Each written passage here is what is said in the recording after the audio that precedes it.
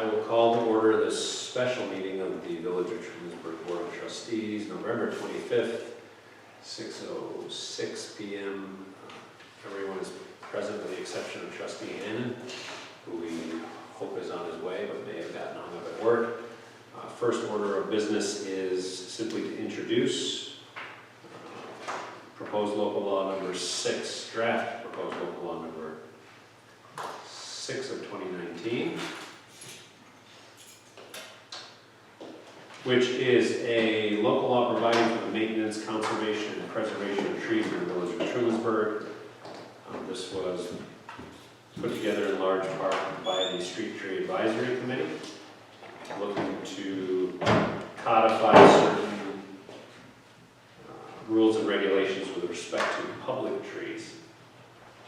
And I don't know if you want to add anything in summary. I think I've done a fair job of summarizing it before. Nothing really has changed. There is one, Guy had written this, and I explained this to her by email, but Guy had added a section that required permitting for any tree work in the right-of-way, which is something that a lot of municipalities do, but it requires a lot of enforcement, a lot of, it's really, it becomes involved both in an implementation on our side and for any homeowner who wants to get work done. It's a lot. So we took that out and left only that if you wanted to remove trees in the right-of-way, that you would get permission from the committee, or from less than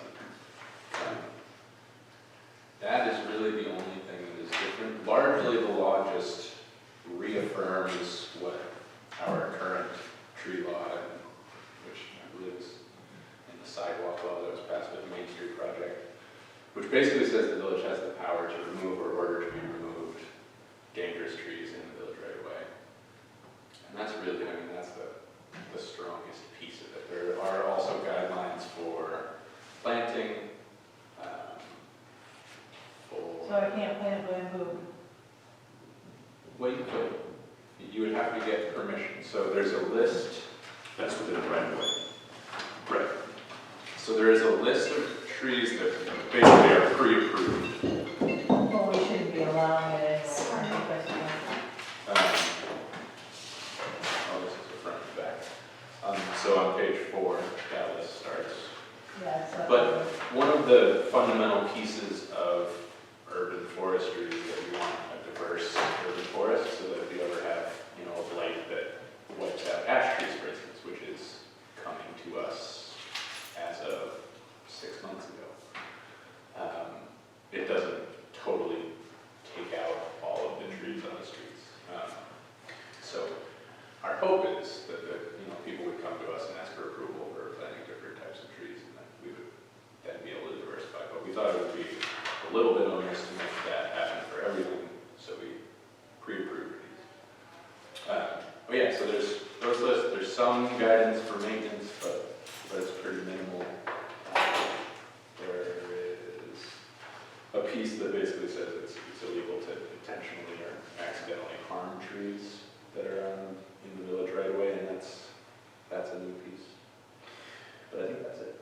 The only question I have is each section makes it clear that we're talking about public trees or private property trees within the village right-of-way, with the exception of section 13.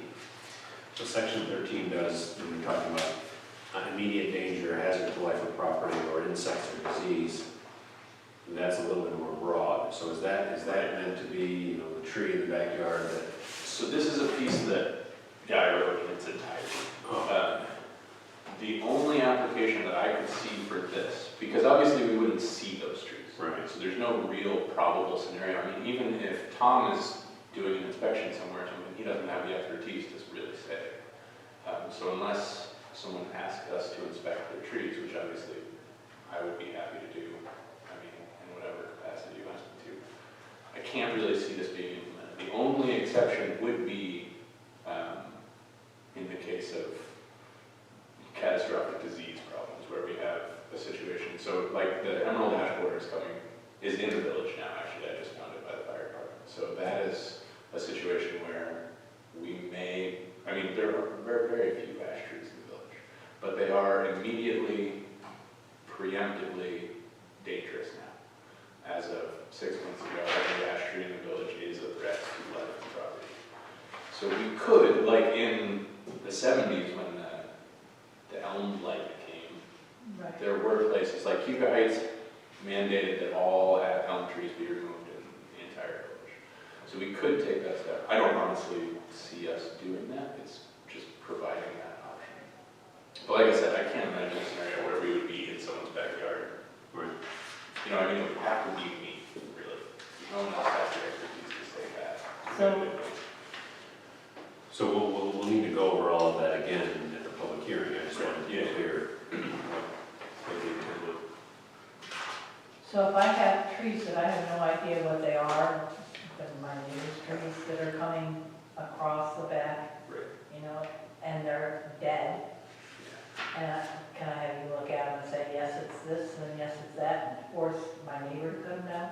Yes, but you could have done that before this law. I could have? Yeah. So generally, the principle for trees is that if a reasonable person looking at a tree knows that that tree poses a danger to someone else's property, then they're liable for that. But generally, that's a kind of a hard standard because not many people go out and inspect their trees regularly.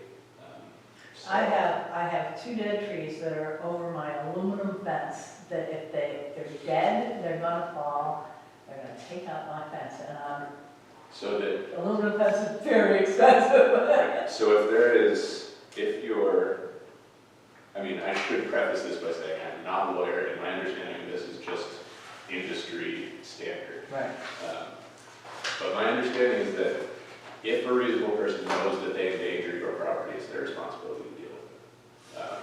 So in some cases, people will ask me to look at a tree and then send a letter to that neighbor or send some sort of proof that you've notified them that that's a danger, and that way if it falls, it's their insurance that covers it rather than yours. But barring that, if it's just an accident that was unforeseen, Right. that's considered an act of God, and that tree becomes yours when it lands on your property. And that, I mean, those principles apply to the village as well, I mean, to our street trees, so. So I can just send a certified letter to the neighbor and say, look, I know this is gonna fall, you really need Yeah, to take care of them. yeah, I mean, in general, if you just knock on the door, but I don't know your neighbors, so. I don't know, it's not my immediate neighbors, it's 3 houses away, Oh, jeez. because the people, you know, I don't know, what are their names, Brewers, I think? Or at least 3 houses, they own the whole back lot, all the way down, Oh, yeah, yeah. and that's what's falling, and nobody walks back there, so Right, they yeah, so don't. they wouldn't have seen Yeah. it. So, yeah, you do need to notify them, if they wouldn't. Any other thoughts on this draft before we move to public hearing in December to talk about it again in more depth?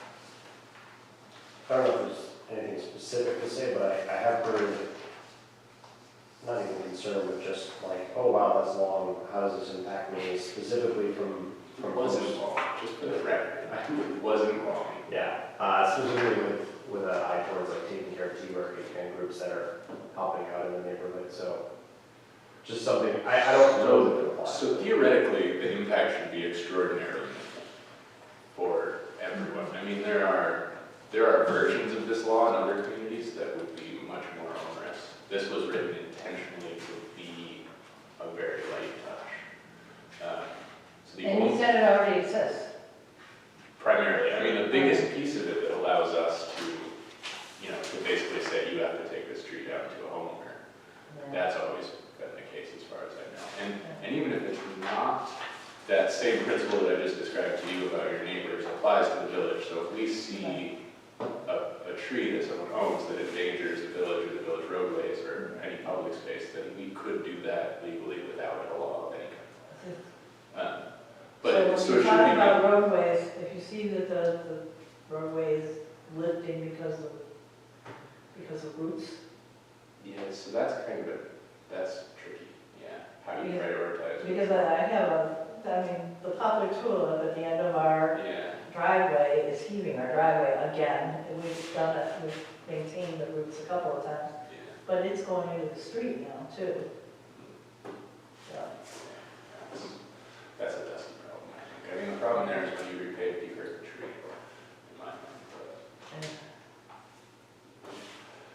it, so that the impact would be if you want to plant, then there's no guidelines, so you can't plant in ways that would interfere with utilities essentially. You can't plant trees too close to corners that would obstruct view and that kind of thing.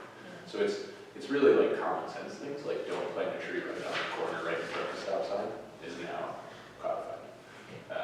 But it's really, really minimal. How about, it would make us be able to have them maintain that tree so it wasn't in front of the stop sign? Like, Yes, but again, that's already the way it is. I mean, because Not in right practice, now- I mean, I Yeah, know right Dusty goes now, out we're there. cutting it back with stuff so that you can see the But stop they don't sign. need to. They can tell the property owners to do that. I mean, I think section 10 kind of covers all of the things that a group like taking care of people might do. And everything kind of falls under the,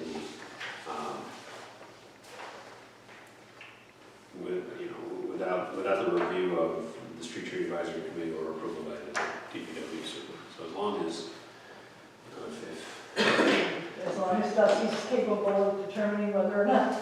no, but in terms It's of, worth noting in that terms it of, should be the committee. We had to write it that way for legal reasons, but it really should be. As long as the committee exists and is functional, it really should be. Right. but I'm actually speaking to, I've also heard similar, well, does that mean we can be out in public doing things to clean up in the right of way? Kind of concern. So there's something of a misunderstanding of what this is actually doing. But also the reality is that at least with respect to that particular group, they already have the permission of the village to do those things. So if some fanciful, make up a scenario, there's a competing group that wants to, I really want them to be competing. take care of Tigray even better, That would be so marvelous. then, they might need approval of the advisory committee or Dusty to do whatever they had in mind, but, Yes. It's worth noting that Karen Coward is on the committee, so Right, I don't think think, there's a lot. I think people look at it, their eyes glaze over and go, okay, where would this impact me? And that's more. I know, I read it before and I had to read it again and I was like, oh.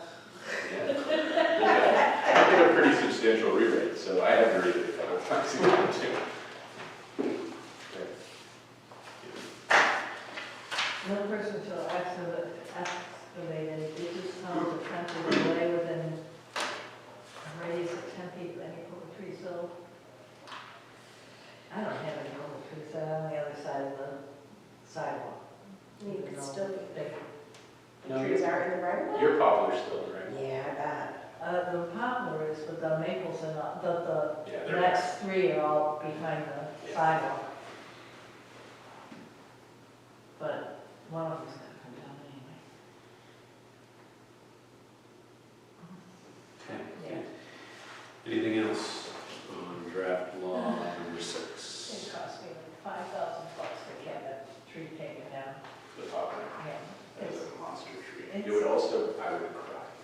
I would cry too. I actually think it's in somebody told me this when we first moved in, there's a botanical historic tree listing and it's in it. So you're not supposed to do anything That's, with it. I've never heard of that, but that's awesome. Yeah, there's something, there's a national registry of trees. And that poplar tulip apparently is in it. So it's bigger than it should be. I mean, if it fell, it'd wipe out the Reynolds house. And The that's- whole street. That's a pretty big If tree. it fell that way, it would hit the Reynolds house, there's no doubt about it. Oh. If it came fell to our house, it would be flat. At least we get rid of the second floor, which we don't use anymore. The first, Insurance would take care of it. first floor would go to. Yeah. Okay, so we will have a public hearing for that on December the 9th. Item number 3 is we have a resolution to re-levy unpaid village taxes for 2019 onto the county tax bills to come out in January. Correct. So the final amount is $23,073.09, which It's not Overall, bad there's at all. nothing. So I would just need a resolution to do just as Gordon said, and then you need Deborah to sign for it, and you need each of you to sign underneath that. So we'll start with you, Deborah. Any discussion on re-levying unpaid village taxes? If not, then all in favor, please say aye. Thank you. Opposed? Any additional business to be discussed? The Enjoy sewer your law, Thanksgiving. sorry, I Yeah, just wanted real to do busy. this. Sewer law, have we gotten anything back from MRP? Not yet. They were going to give us a Okay, proposal for the cost. Something that came to mind was, what about those people that are using Airbnb? That are doing Airbnb, they only have one sewer thing to their house, yet half their house is being used for B&B. How do we address that? That's a good question for MRB when they give us a draft to look at. We don't have a registry. No. We'll have to start right from scratch. Well, how do you, I mean, certainly, if there's more water usage, then there's more. Well, we don't have, yeah. I don't know how you do it because, first of all, I was thinking about our monthly charge for sewer. Nobody would be in Airbnb because they'd have to be making, $1,000 a year or more. $20 a month, $25 a month. That's all it is. Sewer? Yeah, it's $82 for the whole quarter. So for a month, it's really nothing. Yeah, it's a tricky thing to regulate, I think, everywhere. That's a hard thing. Cuba Heights did, or put some stuff in place about a year and a half ago. About Airbnb? Yeah, and it's basically rat on your neighbor. What If is your neighbor, rat out your neighbor, if your neighbor is using their house as a Airbnb, you need to turn them in. The town, I think, is struggling with it. Yeah, I think we'll just wait and see what MRB comes up with Yeah. in their draft. I really don't care what they're doing, but I just thought I'd bring it up. I think Tom maybe mentioned something on registry, that he'd seen that work, because I think he was thinking from the enforcement side that he's supposed to look at. Well, there's fire separation, and there's all these things that your home is not, most homes are not gonna be code qualified to be an Airbnb, to be a separate domestic. Right, well, I guess it depends on if that's what. I think Airbnb can be all sorts of things, right? At one point, Airbnb was about renting out the extra bedroom. Right. That's not gonna be another dwelling, but, yeah, a lot of questions there for sure. Yeah. Or there's a duplex next door that used to be a duplex, it isn't a duplex, but it is Airbnb. Yeah. Yeah. Like you said, right now, your neighbors. Yeah. Well, Cuba Heights is, they have like 2 weeks, and even 2 Airbnb for some set amount of time, Yeah. which seems like even harder to, How do you write it? it's just a mess. And again, I don't actually care that they're doing it, I just think it's something to consider. It very well might be something that comes up out of the comp plan, just generally, that it's a thing to be thought about. Do bed and breakfast do anything for this? We don't change their sewer rate. Their sewer rate isn't changed, but the amount of units that they are charged is different, sure. Oh, it is. Yeah, absolutely. Okay. Anything else? No, I'm going to take a motion to adjourn. So moved. Second. All in favor? Aye. Aye.